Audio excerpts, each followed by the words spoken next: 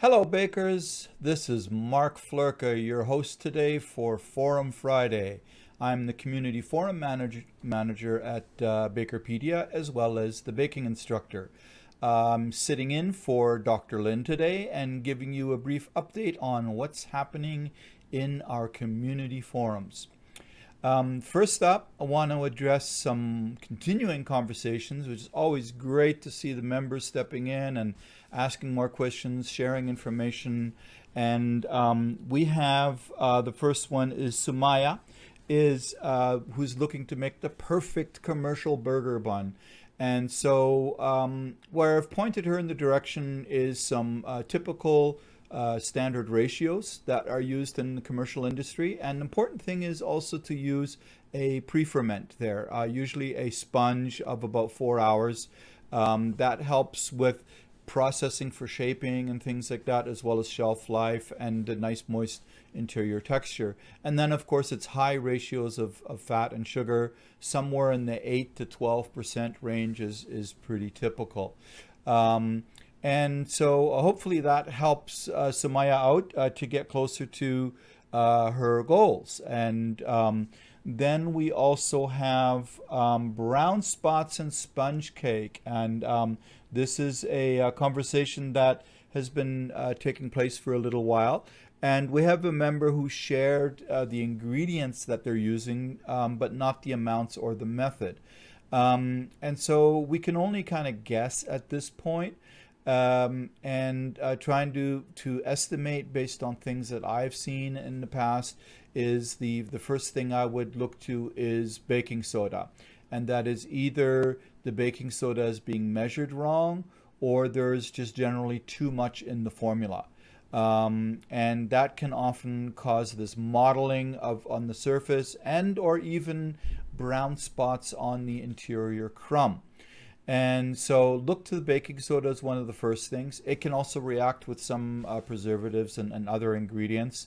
And the other thing is then in your mixing method, depending on whether you're using this from a dry blend or what, but making sure that your ingredients are always at room temperature.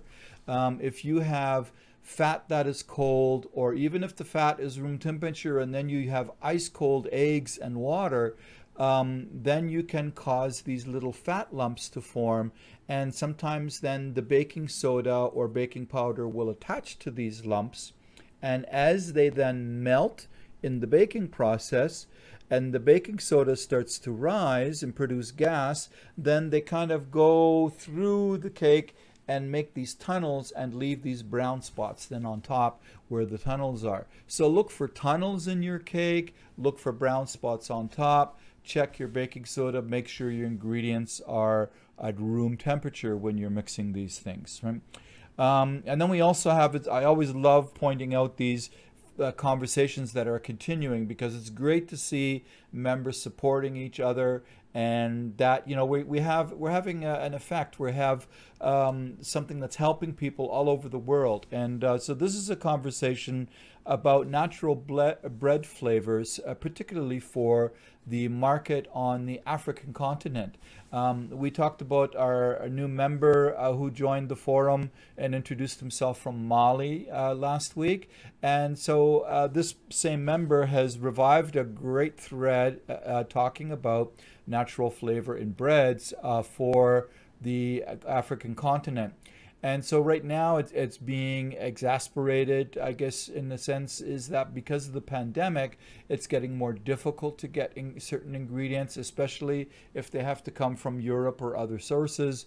And shipping is getting very problematic or extremely expensive, because so many of the shipping channels are being used up for other things like vaccines and PPE and so on. And so it's interesting that looking at ways to flavor these breads would be then looking to your pre-ferments again. You can talk about different pre-ferments such as a biga, which is a stiff pre-ferment that is relatively low water, usually anywhere from 8 to 12, maybe 14 hours of fermentation. It tends to give you a more of a mellow lactic acid type of flavor note. or you can go for a poolish. And a poolish are long pre-ferments, usually 12 to 18 hours, and they're usually high in water. And they produce more acidic, more vinegary type of fermented notes, right? And then it's, if you're just kind of just a little bit yeasty, it might be like a sponge, which is in the 55 to 60%, sometimes 70% water, and then the pre-ferments can anywhere be from 2 to 6 hours. Most common is 4, but sometimes some people do them shorter as well. And so those would be good starting points. And of course, pre-ferments are usually held at like an ambient temperature, 70 to 80 degrees Fahrenheit.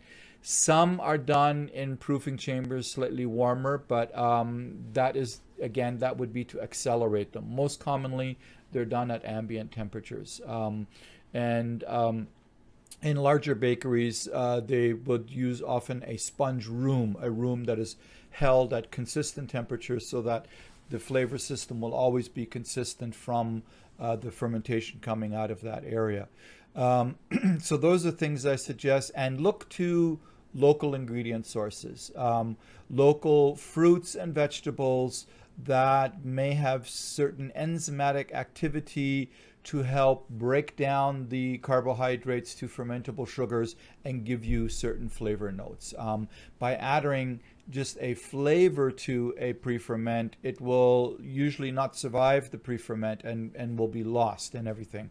But if you're adding, say, something like pineapple to your pre-ferment, the enzyme activity from the pineapple is going to accelerate some of the ability for the yeast to ferment from the sugars there. It'll break down the carbohydrates better, and it'll in a different ways, and then it gives you very interesting flavor notes that way, sort of that they're sour but not vinegary. This sort of sour, almost like a wheat beer type of ale sort of notes and things like that. And so it's interesting things that can be done there with different fruits and vegetables, right? Lastly, I want to remind everybody we have our interactive seminar coming up on February the 11th. Don't forget to sign up. This is going to be about CBD and hemp extracts in baking, so will prove to be very, very interesting. And these seminars take place from 9 until 10:30 Pacific Standard Time. And there's always, Dr. Lin always reserves time at the end for questions. And so it is live, and we're able to answer your questions live. You just type in the chat box or the Q&A box, and then we will get those questions read out and discussed with the team that is on the seminar at that time. So that's all I'll have for you today. Look forward to seeing you all in the forums. Have yourself a wonderful weekend, and we'll see you in the forums and talk to you again next week. Take care. Bye-bye.